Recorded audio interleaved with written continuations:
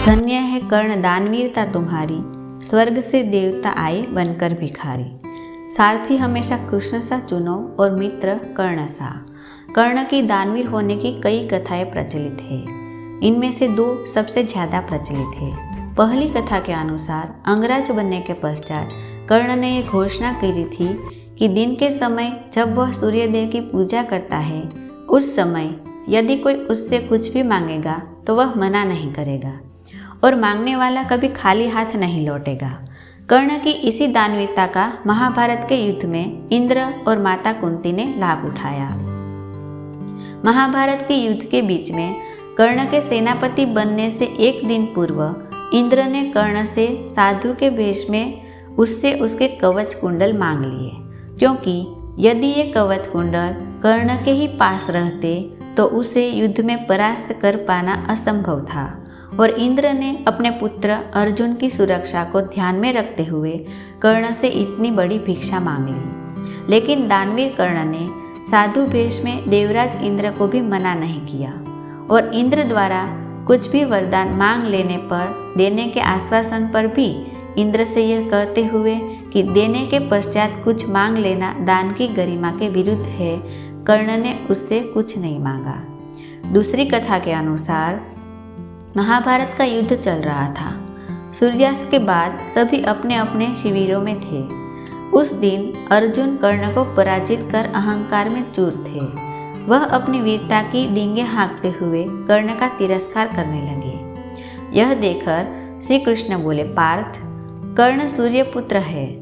उसके कवच और कुंडल दान में प्राप्त करने के बाद ही तुम विजय पा सके हो, अन्यथा उसे पराजित करना किसी के वश में नहीं था। वीर होने के साथ ही कर्ण दानवीर भी है। कर्ण की दानवीरता की बात सुनकर अर्जुन तर्क देकर उसकी अपेक्षा करने लगा। श्री कृष्ण अर्जुन की मनोदशा समझ गए। वे शांत स्वर से बोले, पार्थ, कर्ण रण क्षेत्र में घायल पड़ा है। तुम चाहो तो उसकी दानवीरता की परीक्षा ले सकते हो। अर्जुन ने श्री कृष्ण की बात मान ली। दोनों ब्राह्मण के रूप में कर्ण के पास पहुँचे। घायल होने के बाद भी कर्ण ने ब्राह्मणों को प्रणाम किया और वहां आने का उद्देश्य पूछा। श्री कृष्ण बोले, राजन, आपकी जय हो। हम यहाँ भिक्षा लेने आए हैं, कृपया हमारी इच्छा पूर्ण करें।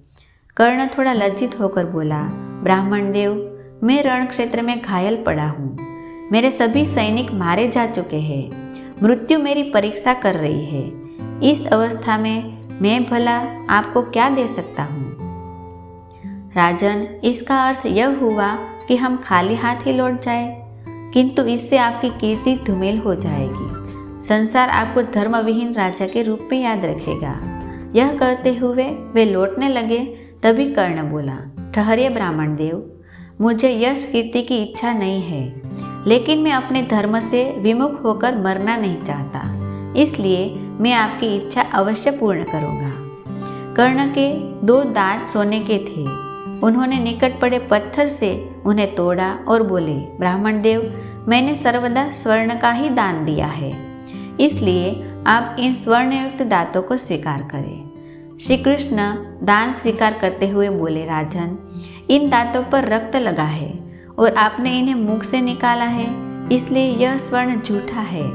हम झूठा स्वर्ण स्वीकार नहीं करेंगे। तब कर्ण घिसटते हुए अपने धनुष तक गए और उस पर बाण चढ़ाकर गंगा का स्मरण किया। तत्पश्चात बाण भूमि पर मारा। भूमि पर बाण लगते ही वहां से गंगा की तेज जलधारा बह निकली। कर्ण ने उसमें दांतों को धोया और उन्हें देते हुए कहा, ब्राह्मणों, अब यह स्वर्ण शुद्ध है, कृपया इसे ग्रहण करें। तभी कर्ण पर पुष्पों की वर्षा होने लगी। भगवान श्री कृष्ण और अर्जुन अपने वास्तविक स्वरूप में प्रकट हो गए। विस्मित कर्ण भगवान श्री कृष्ण की स्तुति करते हुए बोला, भगवान, आपके दर्शन पाकर मैं धन्य हो गया। मेरे सभी पाप नष्ट हो गए प्रभु। आप भक्तों का कल्याण करने वाले हैं, मुझ पर भी कृपा करें। तब भी श्री कृष्ण उसे आशीर्वाद देते हुए बोले, कर्ण, जब तक यह सूर्य, चंद्र, तारे और पृथ्वी रहेंगे, तुम्हारी दानवीरता का गुणगान तीनों लोकों में किया जाएगा। संसार में तुम्हारे समान महान दानवीर न तो कोई हुआ है और ना ही कभी कोई होगा। तुम्हारी वह बाण गंगा युगों युगों तक तुम्हारे गुणगान करती रहेगी। अब तुम मोक्ष प्राप्त करोगे। कर्ण की दानवीरता और धर्मपरायणता देखकर अर्जुन भी उसके समक्ष नतमस्तक हो गया। वीडियो देखने के लिए आप सबका धन्यवाद।